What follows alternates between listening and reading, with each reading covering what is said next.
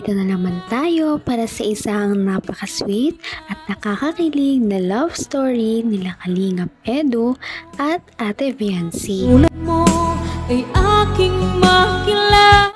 Sa pagpapatuloy ng ating love story ay nagkita si Kalingap Edu at si Viancy. Ngunit hindi ito ngayon sa bahay nila Viancy kundi sa tabing dagat na bumiyahe pa si Viancy mag-isa para lamang makarating. Pagdating nga ni Viancy ay talagang namangha si Kalingap Edu sa ganda ng dalaga. Sabi nga ni Kalingap Edu na bakit hindi daw siya hinintay ni Viancy.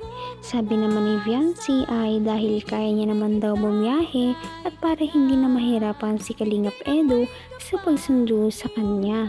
Sabi naman ni Kalingap Edu ay sana hinantay siya ni Viancy para lamang nasundo siya dahil mahirap nga ang mag-commute at ganun pa daw ang kanyang suot. Dahil ang suot nga daw ni Viancy ay nakashort siya noong araw na yon. Baka daw kasi ay mabasto siya sa daan. Alam mo, namiss kita. Bilang halabting po. Ha? Hindi ka nga dito. Hindi, no? Namiss kita. Bilang ikaw. Bilang si Viancy. Ikaw yan eh. Ikaw yan. Simula naman po kayo. Napakaganda. Napakabait. Ganda po ng dagat. Ay, simula naman po kayo. Okay naman yung pag-usapan yung mga ganun, ha? Saka, bakit? Ayaw mo ba nun? Nahihirapan po ang pagsagot. Pag gano'n na pinag-uusapan nun. Nahirapan ka sagot. Gusto mo, turuan kita? Oo. Ano po? Talaga namang kinilig ang mga viewers dahil nga pasweet ng pasweet si Kalingap Edu kay Viancy dahil sinabi niya kay Viancy na namiss niya daw talaga ang dalaga. Nahihiya pa nga si Viancy dahil baka niloloko lamang siya ni Kalingap Edu at binibiro sa pagsaming namiss siya. Sabi niya ay baka namiss lamang daw siya ni Kalingap Edu bilang isang ka-love team. Ngunit sabi naman ni Kalingap Edu na namiss niya daw talaga si Viancy bilang siya. Maya-maya ay dumating na ang Kalingap Boys at si Kalingap Rab, kaya naman lumipat na sila sa loob ng kubo. At ngayong araw nga na yon ay gagawa sila ng isang Q&A portion na siyang sasagutin ng tambalang Kalingap Edu at Viancy dahil para naman masagot ang mga questions ng mga manonood at para malinawan na rin kung ano ba talaga ang kanilang nararamdaman sa isa't isa. Totoo bang may crush ka kay Eds? Ay! Talaga dyan. Nabigla. Nabigla. Hindi na rin alam kung ano yung sasagot ko. Totoo ba? Kalamansi o sagot? Sagutin! Ayan! Sagutin na yan! Kalamansi? Kalamansi o sagot? Kalamansi po. Hala! Question ka lang. Ano ba yan? Siyain mo eh. Ganun ka? Ganun ka Viancy? Ano ba?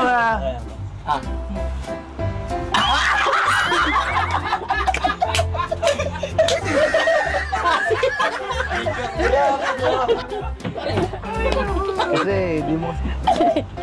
Isang tanong pa lang, kalamansi agad. Eds, totoo ba nararamdaman mo kay Viancy? Uy! Sagutin na yan! Sagutin na yan! Sagutin! Sinagot na nga. Grabe nga dahil kahit first question pa lang ay parang hindi na kaya ni Viancy kaya naman pinili niya ang kalamansi dahil ayaw niya munang sagutin ang tanong na kung crush niya ba talaga si Kalingap Edu o hindi. Ngunit si Kalingap Edu naman ay tinanong ay grabe naman at oo talaga siya na gusto niya talaga daw si Viancy. Napakatapang nga naman talaga ni Kalingap Edu na harapin ang mga questions para sa kanya dahil kahit isang beses ay hindi siya nagkalamansi dahil ito ay kanyang sinagot ng tapat at buong katapangan. Sabi niya bakit naman daw siya matatakot kung totoo naman daw talaga ang kanyang nararamdaman para kay Viancy. Maya-maya ay painit ng painit ang mga tanong na sinasagot nilang dalawa. Marami na nga nabubunyag na sikreto na dapat na silang dalawa lamang ang makakaalam. Naman, may vlog or wala sa vlog, ano yung pinaka-sweet na sinabi mo kay Biancy? Pinaka-sweet na words na sinabi mo sa kanya? Ay, hirap naman sabihin, dami nanonood eh.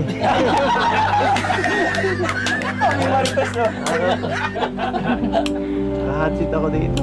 Hot-seat talaga.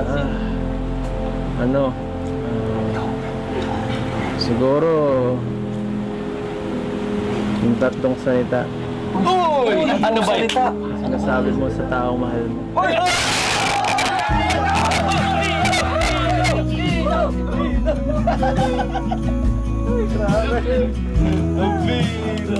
Parang ang dali lang kay Eds, ano? Biancy, pawis-pawis na. Masaya ka ba, Biancy, sa love team nyo? Sa EDSI? Masaya ka ba? Grabe at umamin na nga talaga si Kalingap Edu na nagsabi na siya ng magic word kay Viancy. Nagsabi na siya dito ng I love you.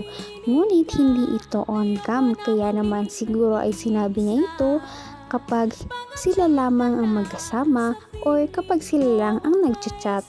Ibig sabihin ba nito ay nag-uusap talaga sila kapag hindi sila nag-vlog? Talagang personalan na yata ang kanilang nararamdaman sa isa't isa. Maya-maya ay kinabahan na nga ang lahat dahil sa tanong kay Kalingap Edu na kung nakamove on na daw ba siya sa dating ka-love team. Ang sagot naman ni Kalingap Edu ay oo naman at dahil daw iyon kay Ate Viancy. ng puso ko. Kung sakali lang may pag-asa ba si Edu kung sakaling manligaw, ganun? Sagutin na yan. Sagutin na yan. Sagutin na yan. Sagutin na yan. Tago niya na ito, tago niya.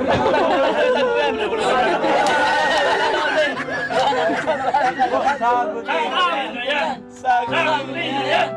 Sagutin na yan. Sagutin na yan.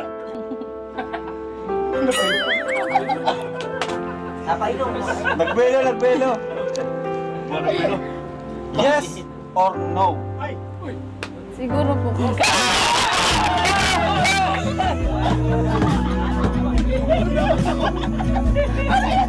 Siguro. Yes. Mali na, wala na. Tama na.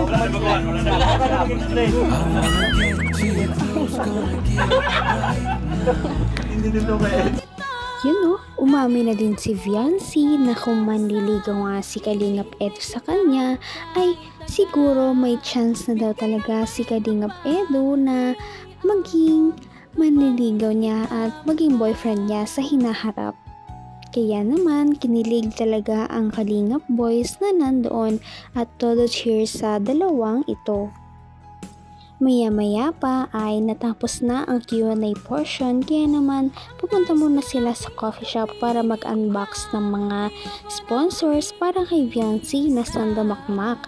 Ngunit bago sila makarating doon ay sa biyahe ay nagduet muna ang dalawa sa napaka-sweet na song at nagkaroon ng kilig moments sa van.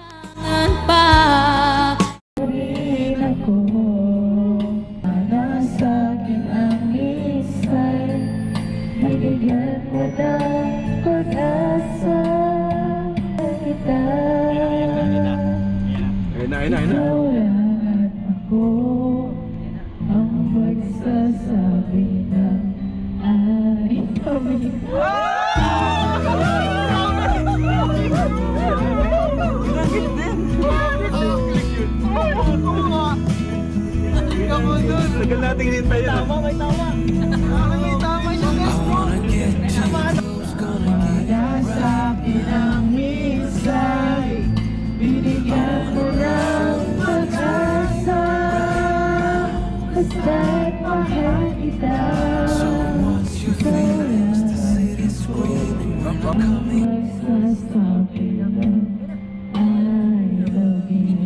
Ginilig na nga ang lahat lahat dahil si Viancy na napakamahiyain ay parang nasabi ang nararamdaman kay Kalingap Edu gamit ang isang kanta. Dahil sa kanta na iyon ay may lines pala na I love you. Nakakakilig pa nga dahil habang kinakanta ni Viancy iyon ay parang inaalay niya talaga kay Kalingap Edu ang mga katagang iyon dahil nakatitig siya kay Kalingap Edu habang kumakanta. Grabe nga ang chemistry nilang dalawa dahil nagduet pa talaga sila sa pagkanta. At pagkatapos nito ay nakarating na nga sila doon sa kanilang pupuntahan. Talaga namang napakarami nilang kilig moments at marami pa tayong aabangan sa kanilang tambalan.